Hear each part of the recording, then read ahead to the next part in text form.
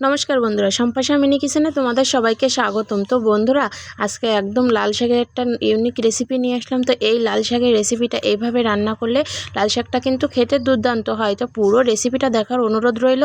তো অবশ্যই পুরো রেসিপিটা সবাই দেখবে। তো চলো রেসিপিটা শুরু করা যাক। তো প্রথমে দেখো, লাল শাকগুলো এরকমভাবে আমি আস্তই কিন্তু আজকে রান্না করব, এখানে একটু কেটে নেব না। আর এইভাবে রান্না করলে খেতে আরও বেশি মজা লাগে। তো চলো রেসিপিটা এখন শুরু করব। তো তার আগে লাল শাকগুলো তো দেখাই দিলাম আমি কীভাবে এখানে রেখেছি। তো প্রথমে দেখো, এখানে একটা কড়াই বসিয়ে নিতে হবে। তো কড়াই বসানোর পরে এখন লাল শাকগুলো কিন্তু আমি একে একে দিয়ে দেবো। তো সব কিন্তু একবারে যাবে না, তার জন্য প্রথমে অল্প করে দিয়ে নিচ্ছি। তো দেখো, প্রথমে অল্প করে দেওয়ার পরে এখানে একটু লবণ দিয়ে নিতে হবে। তো উপর থেকে লবণ দেওয়ার পরে অল্প করে কিন্তু একটু জলও দিয়ে নিতে হবে, না হলে তলায় লেগে যাওয়ার সম্ভাবনা থাকবে। আর অল্প একটু জল দিয়ে সিদ্ধ করলে শাকটা ভালোভাবে সিদ্ধ হয়ে যাবে। তো এখানে একটা প্লেট দিয়ে আমি ঢাকা দিয়ে রেখে দিলাম কিছুক্ষণের জন্য। তো কিছুক্ষণ পরে ঢাকাটা দেখো খোলার পরে কতটা শাকটা কমে গেছে। তো এখন একটু নাড়াচাড়া করে উপর থেকে কিন্তু বাকি যেগুলো আছে সেগুলোকেও আমি দিয়ে নেব। তো এরকম করে নাড়াচাড়া করে দেখো, বাকি যে শাকগুলো আছে সেগুলোকে এখন আমি একে একে দিয়ে নিচ্ছি। তো দেখতেই পাচ্ছ, সব শাকগুলো কিন্তু এখন দেওয়ার পরে আবারও একটু লবণ দিতে হবে, অল্প একটু জল দিতে হবে। তো এগুলোকে ভালো করে আমি সিদ্ধ করে নেব। তো দেখো, উপর থেকে কিন্তু কয়টা কাঁচা লঙ্কা এখন দিয়ে নেব এখানে। তো কাঁচা লঙ্কা করা দেওয়ার পরে আবারও ভালো করে নাড়াচাড়া করে নিতে হবে। তো এইভাবে কিন্তু ভালো করে নাড়াচাড়া করে শাকগুলোকে সিদ্ধ করে নিতে হবে। আর এদিকে কিন্তু লবণ আগে থেকে দেওয়া ছিল, তো তার জন্য এখানে কিন্তু এবার হলুদটাও দিয়ে নেব আমি। তো হলুদটা কিন্তু এখানে দিয়ে নিলাম। তো এখন হলুদ দেওয়া হয়ে গেছে। তো ভালো করে কিন্তু এখন মিশিয়ে নিতে হবে। তো এইভাবে ভালো করে আমি শাকটাকে মিশিয়ে ভালো করে কিন্তু এখানে সিদ্ধ করে নিতে হবে প্রথমে। তো দেখতে পাচ্ছ, শাকটা কিন্তু অনেকটা সিদ্ধ হয়ে গেছে, দেখলে তোমরা বুঝতে পারছো। এখন কিন্তু শাকটাকে নামিয়ে নেব।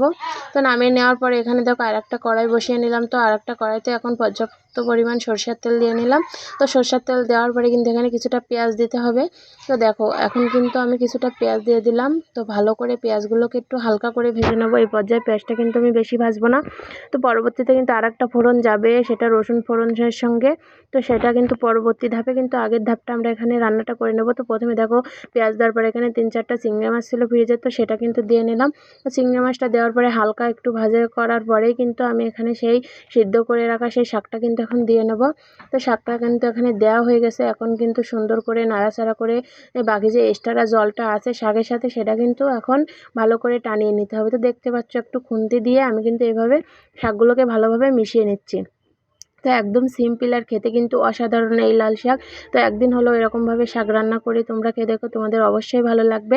তো এই পর্যায়ে দেখো, শাকটা কিন্তু ভালোভাবে আমার জল টানানো হয়ে গেছে, এখানে দেখলে হয়তো বুঝতে পারছো।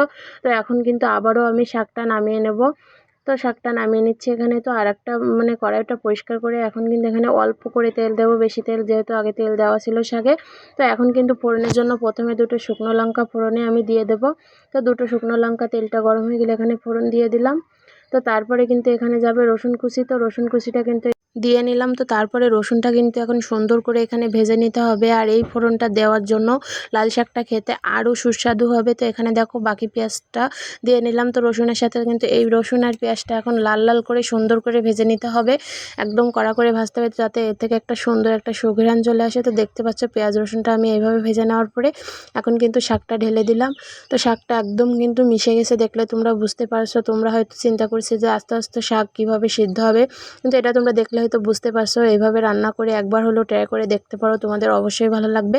তো আজকে রেসিপিটা কেমন লাগলো জানাতে একটু ভুলবে না। সব শেষে কিন্তু এখানে অল্প একটু মিষ্টির জন্য চিনি অ্যাড করে নিলাম, তাহলে খেতে আরও বেশি ভালো লাগবে। তো এখন কিন্তু আমার লাল শাকটা পুরো রান্নার রেসিপি একদম কমপ্লিট হয়ে গেছে।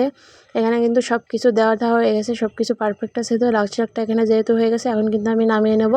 তো দেখতেই পাচ্ছ, একদম কত মজা করে আজকের এই শাকটা রান্না করলাম। অবশ্যই তোমাদের যদি ভালো লাগে লাইক কমেন্ট শেয়ার করতে ভুলে না।